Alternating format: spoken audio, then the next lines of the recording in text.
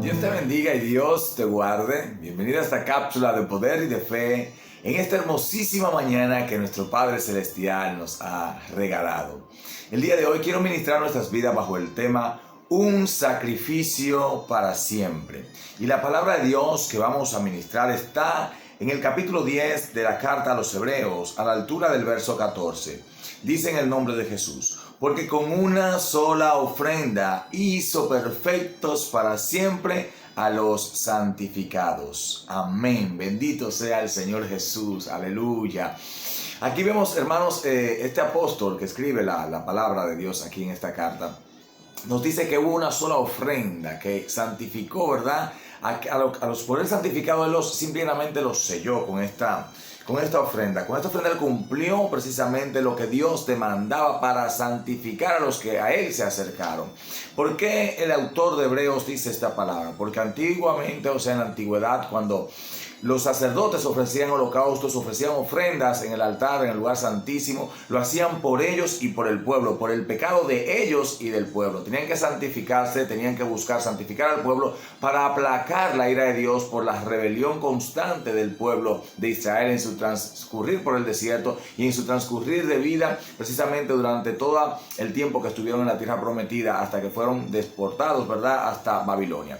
Y vemos aquí que dice que ellos ofrecían sacrificios básicamente anuales por el perdón, pero había unos sacrificios diarios, unas ofrendas diarias que se llevaban al altar y se presentaban en el altar de Dios precisamente para el perdón, para mantener como tranquilo, ¿verdad?, la ira de Dios. Y hay una parte aquí ya cuando entramos en la etapa de la gracia, donde no hay otro sacrificio aceptable por Dios o aceptado por Dios que no sea el sacrificio de Jesús. Y él dice aquí en el verso 14, porque con una sola ofrenda hizo perfectos a los por él santificados. Ya no hay sacrificio por los pecados. De hecho, la palabra de Dios misma dice que al que peca voluntariamente ya no hay un sacrificio que se pueda hacer por él, sino una grande expectación de juicio. Y luego agrega: grande cosa es caer en las manos del Dios vivo. Es terrible caer en las manos de un Dios vivo y airado por el pecado de la humanidad. Pero todo aquel que se acerca a Jesucristo es hecho perfecto por él. ¿Por qué? Porque el Espíritu mismo lo santifica. Y el apóstol que escribe esta carta dice claramente más abajo que el Espíritu da testimonio a nosotros de que fuimos lavados, de que fuimos limpiados, de que estamos siendo santificados y purificados.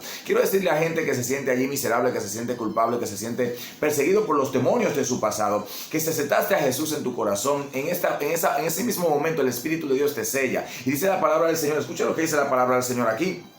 Dice la palabra aquí en el verso 17: y nunca más me acordaré de sus pecados y transgresiones. Ya Dios no se acuerda de tus pecados. Cuando aceptas a Jesús, cuando Él toma tu lugar, cuando Él viene y hace esa parte de tomar el lugar de pecador y ponerse Él en ese lugar, y en vez de tú ser crucificado, en vez de tú ser castigado, Él lleva tu castigo. Dice la palabra en Isaías 53, Él mismo llevó nuestro castigo. El castigo de nuestra paz fue sobre sus espaldas. Estamos hablando de que hay un sacrificio que se hizo para siempre. Todo aquel que ha aceptado a Cristo, todo aquel que le ha entregado su vida a Él, que ha depositado sus cargas sobre Él, ha sido santificado por el Señor.